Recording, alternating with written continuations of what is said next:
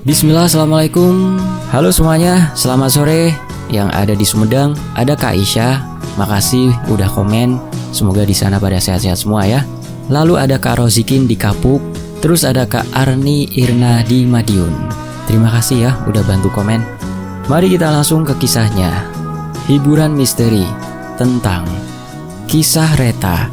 Reta adalah perempuan lembut yang dikenal rajin mengurus rumah, pandai bicara, dan sangat mencintai suaminya Danu. Tapi di balik wajah sabarnya, ia menyimpan kebencian pada ibu mertuanya karena ada suatu hal. Suatu hari, Reta dititipkan merawat rumah mertua saat Bu Praniti pergi berobat keluar kota.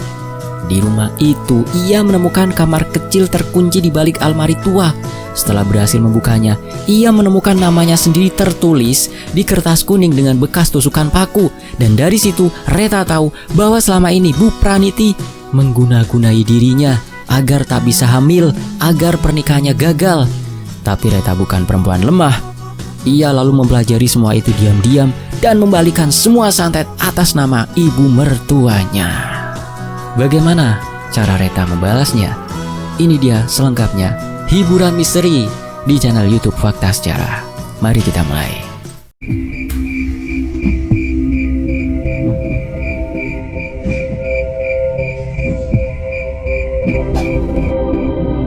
Matahari baru merangkak naik ketika suara Bu Praniti sudah terdengar membelah pagi. Suaranya khas, nyaring, tajam, seperti bilah pisau yang diasah di atas batu basah. "Reta, air di dapur belum direbus. Sudah jam segini. Perempuan kok lamban begitu?" Reta menunduk, buru-buru mengangkat panci dan menaruhnya di atas kompor. Api kompor menyala pelan, tapi suara Bu Praniti membakar lebih keras daripada api manapun. Bu Praniti adalah janda tua yang tinggal bersama anak semata wayangnya, Danu. Sejak suaminya meninggal 12 tahun lalu, wataknya berubah menjadi keras, curiga pada orang luar, dan mudah tersinggung. Usianya mungkin mendekati 70, tapi sorot matanya masih tajam, dan suaranya masih bisa membuat siapapun merasa seperti anak kecil yang baru saja dimarahi di depan kelas. Sejak Reta menikah dengan Danu 2 tahun lalu, tak ada satu hari pun ia merasa benar-benar menjadi bagian dari rumah itu. Meski Reta sudah berusaha sedemikian rupa, bangun pagi, masak, mencuci, membersihkan rumah, bahkan merawat Bu Praniti saat sakit. Ibu mertuanya selalu saja punya alasan untuk mencibir. "Perempuan zaman sekarang cuma bisa dandan. Anak aja belum punya, kerja juga enggak.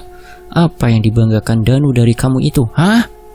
Begitu kata Bu Praniti suatu siang, saat Reta baru saja selesai mencuci pakaian dan tangan-tangannya masih basah air sabun. Reta diam. Ia hanya menatap lantai, menahan air mata yang sudah menggantung di pelupuk mata. Tidak, bukan karena lemah, tapi karena dia tahu marah tidak akan mengubah Bu Praniti, dan lebih dari itu, dia tidak ingin membuat Danu semakin sulit. Danu, suaminya, lelaki baik yang lembut dan terlalu penurut pada ibunya. Sejak kecil Danu dididik sebagai anak yang harus tahu balas budi. Maka bahkan setelah menikah, Danu masih tinggal serumah dengan ibunya. Reta tidak pernah protes. Dia pikir mungkin inilah jalan hidupnya, menjadi istri yang baik, menantu yang patuh, dan perempuan yang sabar. Namun di balik kesabaran itu, Reta menyimpan luka yang dalam. Bukan hanya karena kata-kata Bu Praniti yang menyakitkan, tapi karena ia tahu dari segala hal yang dia usahakan, tak satu pun pernah dihargai. Satu-satunya kesalahan Reta di mata Bu Praniti adalah ia belum bisa memberi cucu. Siang itu, udara terasa pengap. Reta duduk di serambi belakang, menyulam baju tidur Danu yang robek di bagian lengan.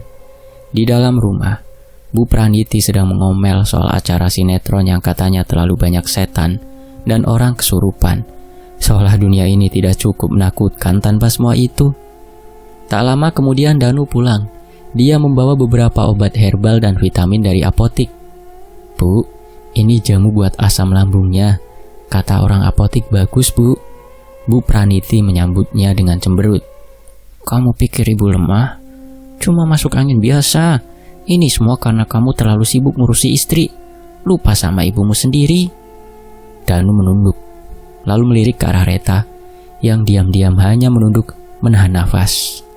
Ia tahu jika dia membela Reta sekarang, maka akan terjadi ledakan.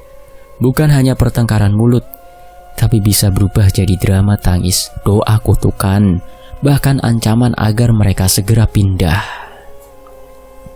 Tapi rumah itu adalah rumah peninggalan bapaknya.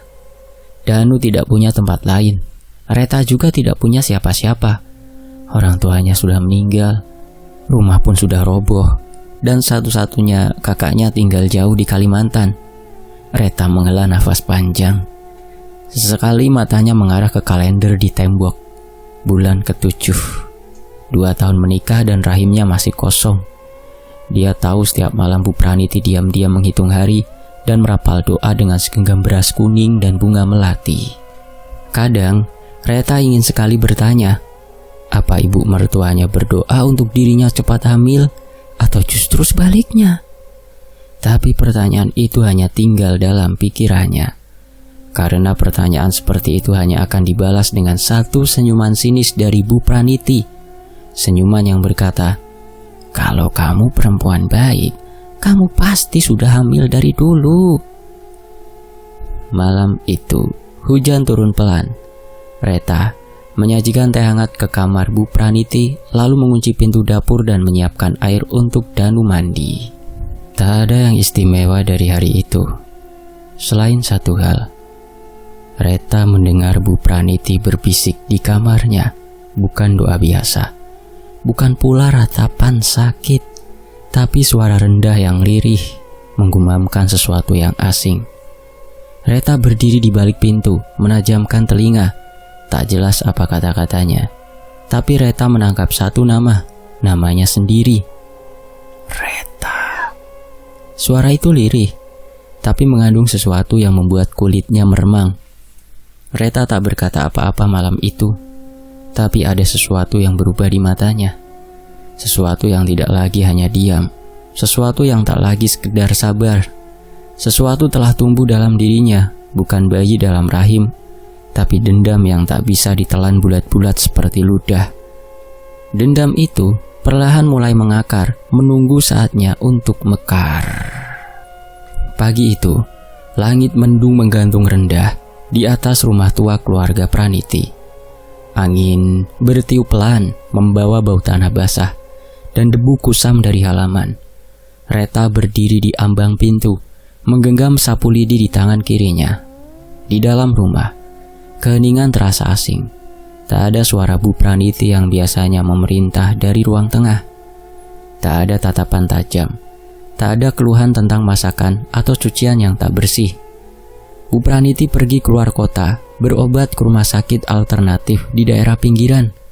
Katanya lambungnya kambuh. Tapi Reta tahu, itu lebih karena belakangan ini Bu Praniti sering bermimpi buruk dan merasa tubuhnya terasa dingin seperti tanah kuburan. Mungkin ketakutan itu yang akhirnya mendorong perempuan tua itu mencari pengobatan lain. Dan kini, rumah itu hanya berisi Reta seorang diri. Untuk pertama kalinya sejak menikah, ia merasa bernapas lebih leluasa. Tak ada yang memata-matai langkahnya. Tak ada yang mencela tiap gerak-geriknya. Hari pertama ia mulai dari dapur, membersihkan rak bumbu yang selama ini penuh debu, merendam botol-botol sambal dan kecap yang sudah lengket. Hari kedua, ia menyapu ruang tengah, lalu membongkar kursi rotan tua yang bagian dalamnya sudah keropos. Hari ketiga, ia memindahkan almari tua besar di sudut ruang belakang. Almari yang selama ini tak pernah disentuh siapapun, bahkan oleh Bu Praniti sendiri. Almari itu berat, kayunya gelap, berukir motif sulur-sulur menjalar seperti akar beringin. Ketika Reta menggeser sedikit ke kiri, ia melihat sesuatu yang selama ini tersembunyi. Garis kusam seperti celah pintu, tersembunyi rapat di balik dinding kayu.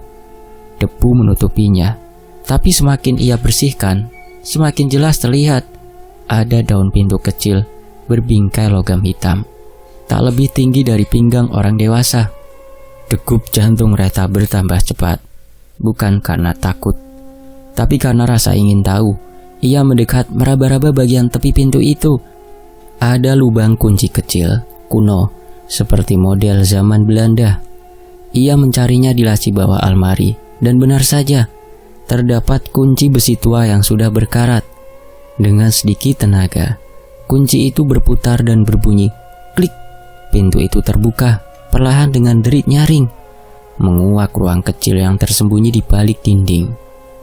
Ruangan itu gelap dan pengap, bau menyengat menyeruak, campuran dupa, kemenyan, dan sesuatu yang mirip bangkai tikus mati. Reta menyalakan senter dari ponselnya, lalu melangkah masuk perlahan. Dinding-dinding ruang itu dilapisi kain hitam. Di tengah ruangan, sebuah meja kayu rendah tertutup kain mori putih. Di atasnya, Reta melihat benda-benda yang membuat kulitnya bergidik. Boneka jerami yang ditusuk dengan paku, potongan foto keluarga, wajah-wajah yang ia kenali. Beberapa telah terbakar separuh, menyisakan tepi hitam hangus dan bau abu yang sudah basi. Di sudut ruangan, sebuah baskom tanah liat berisi air berwarna kecoklatan, dan di dekatnya, gulungan kain berisi tusuk konde dan rambut-rambut panjang yang tampak masih baru. Tapi, yang membuat Reta benar-benar membeku adalah satu kertas kuning yang tergeletak di bawah meja, tertusuk paku panjang berkarat. Di tengah kertas itu, tertulis satu nama dengan tulisan merah menyala. Reta. Tangannya gemetar, tapi matanya tak beralih. Ia jongkok perlahan, menatap nama itu lama-lama. Di sekeliling tulisan, ada guratan aneh seperti aksara Jawa yang dipelintir. Sebagian sudah kabur, tapi maknanya jelas. Ini bukan sekadar ruangan penyimpanan. Ini adalah ruang ritual, tempat pemujaan, tempat pengutukan. Reta duduk di lantai tanah itu, mendekap tubuhnya sendiri, tapi tak ada air mata yang jatuh.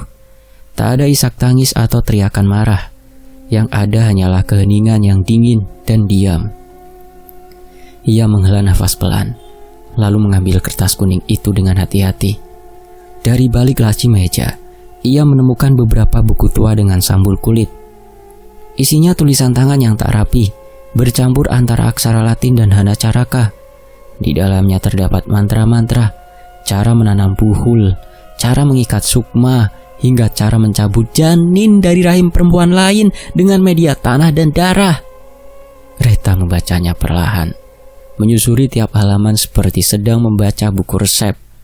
Ia duduk di sana cukup lama, kadang mencatat di kertas kecil, kadang menyalin ulang potongan tulisan. Satu kalimat dalam salah satu halaman menarik perhatiannya. Apa yang dikirim bisa dikembalikan, asal tahu jalan baliknya. Reta mengulang kalimat itu dalam hati. Apa yang dikirim bisa dikembalikan? Tangannya menggenggam kuat kertas bertuliskan namanya. Kini ia tahu mengapa selama ini tubuhnya sering lelah tanpa sebab. Perutnya nyeri saat haid, dan mengapa setiap hasil tes kehamilan selalu menunjukkan tanda negatif. Bukan karena tubuhnya yang salah, tapi karena seseorang telah menginginkannya begitu. Ia keluar dari ruang itu dengan langkah tenang. Pintu kecil ia tutup kembali dan dikunci rapat, tapi kunci itu ia simpan bersama satu salinan mantra yang telah ia tulis ulang dengan tangannya sendiri. Ia tak tahu pasti sejak kapan Bu Praniti mempraktekkan semua itu. Tapi ia tahu satu hal, selama ini ia hidup dalam jaring kutukan yang diam-diam menyiksanya. Kini Reta tak lagi buta, ia melihat, ia paham, dan yang terpenting, ia mulai belajar. Malam turun perlahan, membawa ketenangan palsu yang menyelimuti rumah tua itu. Angin dari ladang sebelah berhembus pelan, membawa suara serangga dan aroma bunga kenanga yang ditanam Praniti di pekarangan bertahun-tahun lalu. Tapi malam itu, tanah rumah itu mulai berubah. Tidak lagi sekadar dipijak manusia, tapi dijadikan media balas dendam yang akan merambat dalam diam. Reta duduk bersila di sudut kamar. Cahaya lampu dimatikan, hanya diterangi sebatang lilin kecil yang menyala redup. Di hadapannya tergeletak buku-buku tua dari ruang rahasia di balik almari.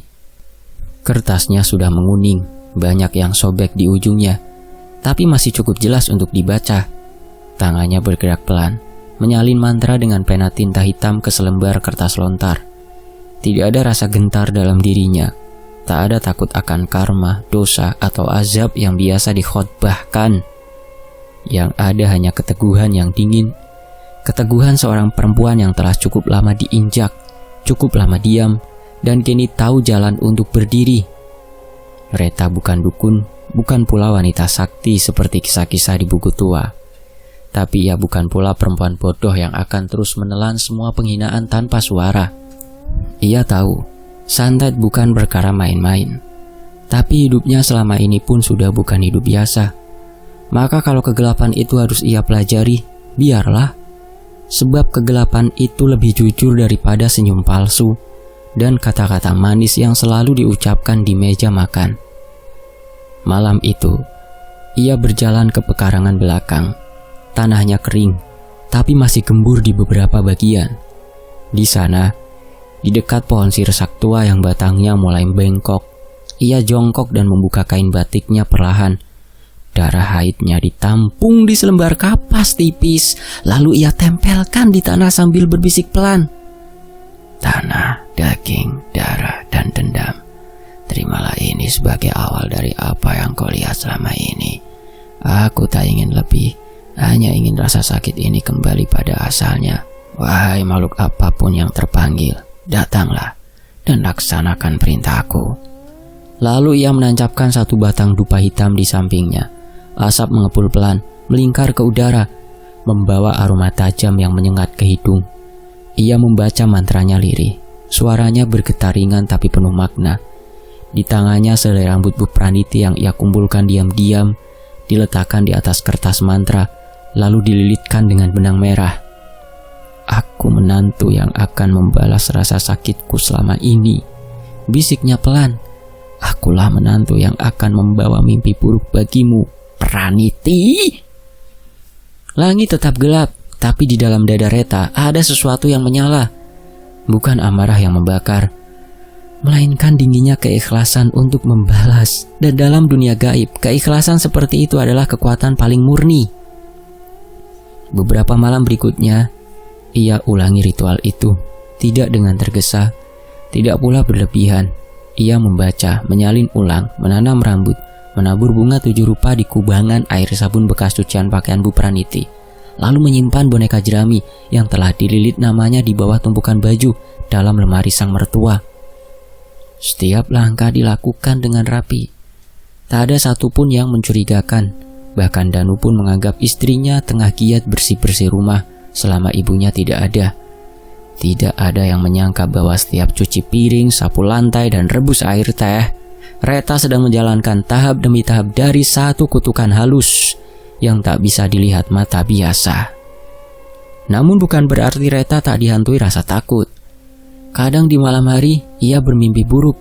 Mimpi dirinya ditarik ke dasar sumur atau berdiri di bawah pohon beringin dan diprototi nenek tua bermata hitam. Tapi saat ia terbangun, ia hanya membasuh mukanya dan menatap bayangan dirinya di cermin kamar mandi. Kalau aku lemah, aku mati. Kalau aku kuat, dia yang akan menggigil, ucapnya lirih pada pantulan wajahnya sendiri. Hari demi hari berlalu. Dupa mulai habis satu persatu. Kertas mantra sudah disimpan dalam kotak kayu kecil, dibungkus kain mori. Sisa darah haid terakhir diteteskan ke dalam baskom tanah liat dan diletakkan di bawah ranjang, tepat di posisi kepala Bu Praniti biasa tidur. Kini semuanya siap. Kini hanya tinggal menunggu waktu. Dan Reta, dia bukan perempuan lemah seperti yang pernah dikatakan mertuanya. Sudah 3 hari sejak Bu Praniti kembali dari pengobatan di luar kota. Wajahnya tampak lebih pucat dari biasanya. Meski ia tetap memaksakan gaya bicara tajam dan langkah yang kokoh di hadapan Reta. Tapi ada satu hal yang berbeda. Mata itu, Mata yang dulu tajam menelanjangi setiap kekeliruan Reta, kini seperti terus waspada, takut, dan menyimpan sesuatu. Reta memperhatikan dalam diam. Seperti biasa, ia masih bersikap manis, menuangkan teh hangat, menyiapkan sarapan, dan tetap memanggil "Bu" dengan nada sopan. Tapi di balik itu semua, ada kepuasan yang tak ia ungkapkan. Sebuah penantian yang kini mulai menampakkan hasilnya. Malam pertama, Bu Praniti terbangun karena mendengar suara air menetes di dapur. Ia turun dari ranjang dengan langkah hati-hati. Begitu sampai, matanya menyipit menatap keran wastafel yang mengucur deras. Tidak ada siapa-siapa. Reta dan Danu sudah tidur. Dengan sedikit gemetar, ia menutup keran itu, lalu menatap cermin yang tergantung di atasnya. Sekilas, ia seperti melihat bayangan putih lewat di belakang. Tapi ketika ia menoleh, tak ada apa-apa. Ia kembali ke kamar, tapi sebelum merebahkan tubuh, sesuatu terasa mengganjal di bawah bantalnya. Tangannya meraba, lalu menarik sesuatu. Setangkai bunga kantil putih, lalu 2, lalu 3, hingga 7. Bunga-bunga itu segar, masih basah, seakan baru dipetik dari pohon. Hidungnya menangkap aroma khas bunga kematian. Aroma yang dulu pernah ia gunakan saat merapal mantra agar rahim perempuan tertentu tertutup. Wajah Bu Praniti mendadak dingin. Ia memandangi bunga-bunga itu satu persatu. Nafasnya terasa sesak, dadanya berat. Esoknya ia tak menyangka siapapun. Duduk sendirian di kursi goyang, hanya menatap keluar jendela sambil memegang tasbih. Tapi tasbih itu tak bergerak, hanya digenggam erat. Tatapannya kosong, seolah ada sesuatu yang mengintai dari balik pepohonan. Reta diam saja, hanya menyajikan teh seperti biasa. "Bu, tehnya," ucapnya halus. Bu Praniti mengangguk kecil. Matanya masih tidak lepas dari luar, tapi tangannya gemetar saat meraih cangkir. Reta bisa melihatnya, gemetar yang bukan karena dingin, tapi karena rasa takut yang mulai menyusup tanpa diundang. Malam Jumat datang, dengan udara yang berat dan sunyi. Angin berhenti bertiup sejak maghrib. Rumah terasa sunyi tak wajar, bahkan cicak di langit-langit pun tak bersuara. Sekitar pukul 2 dini hari, suara gamelan mulai terdengar dari kejauhan. Halus, sayup, seperti berasal dari perut bumi. Pelan-pelan, nadanya semakin jelas. Kendang yang mengiringi suluk, suara gong yang berdentum perlahan. Irama itu bukan dari dunia nyata. Irama itu adalah irama untuk menjemput arwah. Bu Praniti duduk tegak di ranjang, tubuhnya basah oleh keringat. Ia menajamkan telinganya. Suara itu datang dari arah kamar mandi belakang. Ia bangkit, membuka pintu kamar, menyusuri lorong gelap dengan langkah pelan. Gamelan itu terus berdentang, bukan keras, tapi cukup tajam menusuk telinga. Ia sampai di depan kamar mandi. Lampunya mati, tapi suara air mengalir dari dalam. Ia membuka perlahan. Tidak ada siapa-siapa, tapi air keran mengucur deras lagi. "Siapa di sini?" serunya dengan suara berat. Tak ada jawaban. Hanya suara gamelan yang kini berubah menjadi seperti rintihan suluk, melengking dan lirih. Bu Praniti mundur perlahan, lalu menatap pintu kamar mandi, dan segera kembali ke kamar. Di depan pintu ia terpaku. Di atas ranjang, bunga kantil itu muncul lagi. Kali ini jumlahnya 12. Disusun rapi melingkar, dan di tengah-tengahnya ada sejumput rambutnya sendiri. Bu Praniti jatuh terduduk. Tubuhnya menggigil. Ia berusaha berteriak, tapi suaranya tertahan di tenggorokan, seperti ada sesuatu yang menindih dadanya. Pagi harinya, ia menceritakan semuanya pada Danu. "Le, ibu lihat bunga kantil di bantal, di kasur. Rambut ibu juga ada di sana. Dan tadi malam, gamelan, suara gamelan dari kamar mandi." Danu mengerutkan dahi, mengusap bahu ibunya dengan lembut. "Ibu kecapean, mungkin masih lelah. Gak ada suara apa-apa semalam, Bu. Reta juga tidur di sebelah aku. Kami gak dengar apapun." "Dia, Le. Dia yang ngelakuin semua ini. Dia, Le." "Sudah, Bu. Jangan suudon terus sama Reta. Mungkin ini cuma perasaan ibu saja. Bu Praniti tak berkata apa-apa lagi. Ia menatap anaknya dengan mata penuh kecemasan, tapi tak bisa membuktikan apapun. Semua bukti hanya dilihat oleh dirinya sendiri. Tak ada yang bisa ia tunjukkan. Dan Reta, perempuan itu tetap tersenyum, tetap menyeduhkan teh, tetap menyebutnya dengan panggilan Bu, seolah tak pernah ada apa-apa. Tapi di balik senyum itu, ada sepasang mata yang kini tak lagi menunduk. Mata Reta menatapnya seperti seseorang yang sudah tahu benar siapa musuhnya. Waktu berikutnya, sudah 3 hari, Bu Praniti tak keluar kamar. Tubuhnya lemah, wajahnya pucat, dan kulit tangannya tampak mengering, seperti kulit pohon yang lama tak terkena air. Danu mulai gelisah, tapi ibunya bersikeras tak mau dibawa ke dokter. "Aku nggak sakit biasa, Le," katanya pelan suatu sore. Ini bukan masuk angin, ini bukan mah." Danu hanya bisa mengangguk dengan canggung. Di sudut matanya, ia melirik Reta yang sedang membersihkan meja makan. Istrinya tampak seperti biasa, tenang, rapi, tak pernah bersuara tinggi. Tapi belakangan, Danu merasa ada yang aneh dalam tatapan Reta. Tatapan yang dulu lembut, kini terasa datar, dingin. Sementara itu, Bu Praniti terus meringkuk di tempat tidur. Perutnya terasa nyeri, seperti ditusuk ratusan jarum halus dari dalam. Setiap kali ia mencoba berbalik, rasa perih itu menjalar hingga ke dada. Tidur pun tak bisa, malam-malamnya dipenuhi mimpi buruk. Ular hitam melilit tubuhnya, bayangan perempuan berambut panjang berdiri di depan ranjang, dan suara-suara asing yang memanggil namanya dari balik tembok. Reta tetap melayani semuanya seperti biasa. Ia menyuapi, memijat kaki ibu mertuanya, dan mengganti kain basah di dahinya. Tapi ada sesuatu dalam caranya bergerak, sesuatu yang terlalu tenang, terlalu teratur, terlalu siap. Malam itu hujan turun deras, petir menyambar dari kejauhan, dan suara angin membuat daun-daun jendela berderak. Reta masuk ke kamar ibu mertuanya, membawa nampan kecil. Di atasnya ada semangkuk bubur ayam yang masih hangat, dan sebotol air rebusan daun sirih.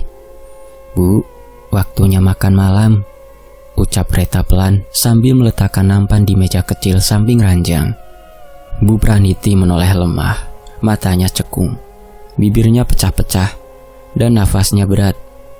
"Aku gak bisa makan, perutku perih." Reta tidak memaksa. Ia duduk di tepi ranjang, mengaduk bubur dengan sendok perak. "Buburnya lembut, saya buat sendiri, Bu, pakai kaldu ayam kampung. Biar tenaganya balik, dimakan, Bu." Ibu mertua hanya menatapnya dengan mata yang mulai basah. Di balik pandangan sakit itu, ada ketakutan yang tak bisa disembunyikan. Dan saat itulah Reta tersenyum, sebuah senyuman yang tak menghangatkan, malah menimbulkan hawa dingin yang menyusup ke dalam tulang.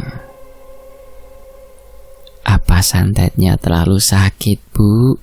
tanya Reta lirih. Suara itu tidak tinggi, tak keras, tapi nadanya cukup tajam untuk menembus dada. Tubuh Bu Praniti terpaku, bibirnya terbuka, tapi tak ada suara yang keluar. Ia menatap Reta seolah sedang menatap makhluk lain, makhluk yang selama ini ia kira bisa dikendalikan, dibentuk, dan ditindas. Tapi ternyata menyimpan sesuatu yang jauh lebih gelap. Reta masih tersenyum. Ia meletakkan sendok di atas mangkuk, lalu berdiri perlahan. Sebelum keluar dari kamar, ia menoleh sekali lagi. "Kalau ibu butuh apa-apa, panggil saya di dapur. Menanti seperti biasanya." Pintu kamar ditutup pelan. Malam itu Bu Praniti tidak bisa tidur. Suara gamelan kembali terdengar, samar mengalun dari jendela yang terkunci. Bunga kantil muncul lagi di lantai dekat ranjang, dan tikar di bawah tempat tidurnya terasa seperti bergerak, seperti ada sesuatu yang hidup di dalamnya.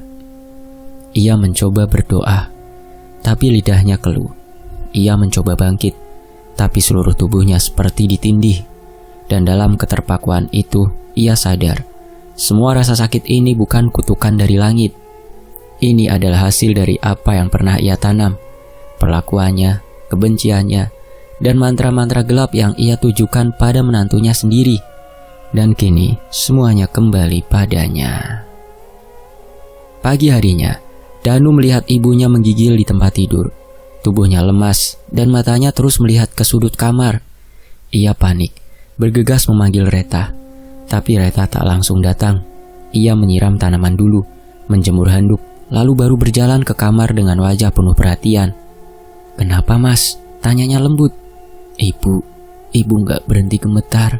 Katanya dingin banget, padahal gak ada angin." Reta menghampiri, meletakkan telapak tangannya ke dahi ibu mertuanya. "Saya buatkan air busan jahe merah ya, bagus buat angin yang nyelusup ke tulang." Bu Praniti hanya bisa menatap kosong. Ia ingin berteriak, ingin menjerit dan menuduh, tapi lidahnya keluh dan di mata Reta, ia tak lagi melihat seorang perempuan muda yang patuh. Yang Bu Praniti lihat sekarang adalah cermin dari semua kejahatan yang dulu pernah ia lemparkan. Sebuah karma yang siap menghantam. Ia membalas dengan wajah tenang dan senyuman yang menghukum. Sementara itu, jeritan itu terdengar menembus dinding rumah tua di dini hari yang sunyi. Suara Bu Praniti malam itu menggelegar, bukan sekadar karena sakit, tapi karena ketakutan yang tak bisa lagi dibendung. Danu yang sedang tertidur di kamar langsung terbangun dan berlari menuju kamar ibunya. Begitu membuka pintu, ia terkejut melihat ibunya yang terduduk di ranjang dengan rambut acak-acakan, mata melotot liar, dan nafas terengah-engah. Di sudut ruangan, Reta duduk meringkuk. Tubuhnya gemetar dan bahunya naik turun menahan tangis. "Ibu, kenapa?" seru Danu panik. Matanya bergantian menatap kedua perempuan yang paling ia cintai dalam hidupnya. Dengan suara parau dan tubuh gemetar, Bu Praniti menunjuk ke arah Reta. Reta, dia yang nyantet ibu. Semua ini gara-gara dia." Reta langsung menangis lebih keras. Tubuhnya limbung seperti daun kering ditiup angin. Suaranya pecah saat berkata, "Bu, kenapa ibu selalu nuduh saya? Saya ini cuma pengen jadi istri yang baik, jadi menantu yang ibu banggakan. Tapi sejak awal ibu gak pernah suka sama saya." "Jangan pura-pura kamu," Bu Praniti berteriak. "Kamu perempuan licik. Kamu pikir aku gak tahu kamu ngapain di dapur tengah malam? Aku tahu kamu bawa bunga kantil. Kamu yang nyebar rambut di bawah bantalku kan?" Danu memejamkan mata sejenak. Berusaha mengatur nafas, ia menatap ibunya yang histeris, lalu menatap Reta yang menangis jadi-jadinya. Hatinya tercabik di tengah, tapi pikirannya mencoba bersikap rasional. "Ibu," ucap Danu pelan namun tegas. "Ibu ini kenapa sih? Reta tiap hari ngurusin ibu, nyiapin makan, mijitin ibu pas demam, bahkan nemenin malam-malam waktu ibu gak bisa tidur." "Justru itu semua sandiwara," bentak Bu Praniti. "Dia manis di depan kamu, tapi di belakang dia nyakitin aku. Kamu gak lihat apa yang aku alami? Gamelan tengah malam, bunga kantil, air keran ngocor sendiri. Siapa lagi yang tinggal di rumah ini selain dia?" "Tapi ibu lagi sakit, Bu." Danu mencoba mendekat, duduk di tepi ranjang. "Ibu sudah tua. Halusinasi itu biasa. Apalagi kalau ibu lagi banyak pikiran. Jangan nuduh sembarangan begitu." Mendengar itu, tubuh Bu Praniti kaku. Matanya menatap anaknya yang ia lahirkan, ia besarkan dengan susah payah. Tapi kini, anak itu membela menantunya, seorang perempuan yang ia anggap membawa sial, merampas perhatian. Dan kini, secara halus, mulai menguasai semuanya. "Jadi kamu gak percaya sama ibu?" bisik Bu Praniti. Suara yang semula melengking kini berubah serak dan pelan. "Kamu lebih percaya sama dia daripada sama yang melahirkan kamu?" Danu tertunduk. Reta hanya bisa menyeka air mata, mencoba bicara dengan suara serendah mungkin. "Saya gak pernah berniat jahat, Bu. Saya cuma pengen diterima di rumah ini. Tapi selama ini, saya selalu dianggap beban." Tangisan itu kembali memecah keheningan. Dan bagi Danu, suara isak tangis itu lebih menusuk hati daripada jeritan tuduhan ibunya. Ia berdiri menatap ibunya dengan mata yang mulai berkaca-kaca. "Saya capek, Bu. Setiap hari harus jadi penengah. Saya cuma pengen hidup tenang sama istri saya. Kalau ibu terus begini, saya bisa gila." Bu Praniti memalingkan wajah. Tangannya mencengkeram ujung selimut dengan keras. Ia ingin berteriak lagi, ingin menyumpahi, ingin menampar kenyataan, tapi tubuhnya terlalu lemah dan hatinya perlahan mulai runtuh oleh rasa takut yang tak bisa ia buktikan dan rasa benci yang perlahan menjadi senjata makan tuan. Sementara itu, di balik wajah Reta yang menangis diam, ada kemenangan kecil yang tak tampak oleh siapapun. Malam itu, langit tampak seperti luka yang belum sembuh. Gelapnya tak sepenuhnya hitam, tapi kelam, seperti arang yang terbakar setengah. Udara terasa berat, seolah rumah itu sedang ditindih sesuatu yang tak kasat mata. Di kamar yang sudah seminggu terakhir lebih mirip kamar mayat daripada ruang istirahat, Bu Praniti menggelepar dengan wajah penuh keringat dingin. Tangannya mencakar-cakar spray, seperti mencari pegangan di antara rasa sakit yang tak bisa dijelaskan. Kulitnya makin kering, berkerut tak wajar, dan matanya makin tenggelam dalam cekungan yang menghitam. Ia berteriak, teriakan panjang yang mengguncang keheningan malam. "Dia bukan menantuku, dia bukan manusia, dia bukan manusia." Rambutnya yang putih kusut menempel di kening. Mulutnya terus mengucap kalimat-kalimat kacau yang membuat Danu yang duduk di sudut kamar nyaris tak bisa membedakan antara ibunya dan orang gila di pinggir jalan. "Bu, udah istirahat. Aku panggil dokter besok pagi ya, Bu." Danu bicara pelan, seperti menenangkan anak kecil yang ngambek. Tapi Bu Praniti justru menatapnya dengan mata membelalak, penuh ketakutan. "Kamu harus tahu, Leh, itu perempuan, dia bukan manusia, dia..." Tapi suaranya tersedak, dadanya naik turun, nafasnya berat, dan mulutnya mengeluarkan lendir hitam pekat. Danu panik, ia langsung berdiri dan berteriak memanggil Reta yang dari tadi berdiri di depan pintu hanya mengintip. "Reta, tolong ambil air hangat, cepat!" Reta masuk dengan langkah pelan, tak terburu-buru, tapi cukup meyakinkan sebagai seorang istri yang patuh. Ia membawa baskom air dan kain lap. Sambil membungkuk, ia mengusap leher dan tangan Bu Praniti yang menggigil. "Tenang ya, Bu," bisiknya lembut. "Tenang saja, semua sakitnya sebentar lagi selesai." Mata Bu Praniti membelalak, menatap lurus pada wajah Reta. Tangannya gemetar, menunjuk menantunya itu, tapi tak ada satu kata pun yang bisa keluar lagi. Lidahnya seperti membatu. Reta hanya tersenyum tipis. Ia tahu ini saatnya. Saat malam benar-benar kelam dan tak ada satupun doa yang bisa menahan ajal yang memang sudah dijemput. Danu yang tak mengerti apa-apa mencoba memeluk tubuh ibunya yang mulai lunglai. Tapi dingin tubuh Bu Praniti sudah tak bisa disangkal. Ia mulai kehilangan kesadaran. Dan dalam kesadarannya yang mulai kabur itu, ia masih sempat melihat satu bayangan berdiri di ujung ranjang. Bukan Reta, bukan Danu, tapi sosok perempuan berpakaian putih.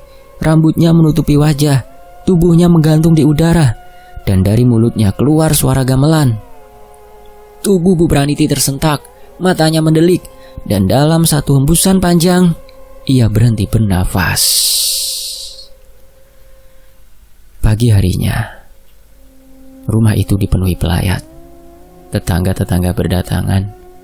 Sebagian membawa bunga, gulot teh, beras, sebagian membawa bingkisan. Mereka menggeleng-geleng melihat jasad Bu Praniti yang tampak kurus kering dan seperti orang yang terlalu lama menahan rasa takut. "Iya, kasihan ya.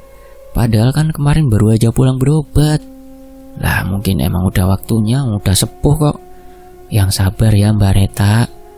Reta hanya tersenyum kecil, mengangguk, dan sesekali menyeka air mata di sudut matanya. Ia tampak sangat kehilangan. Ya, tampaknya, karena tak ada yang tahu bahwa di balik wajah sendunya ada hati yang lega.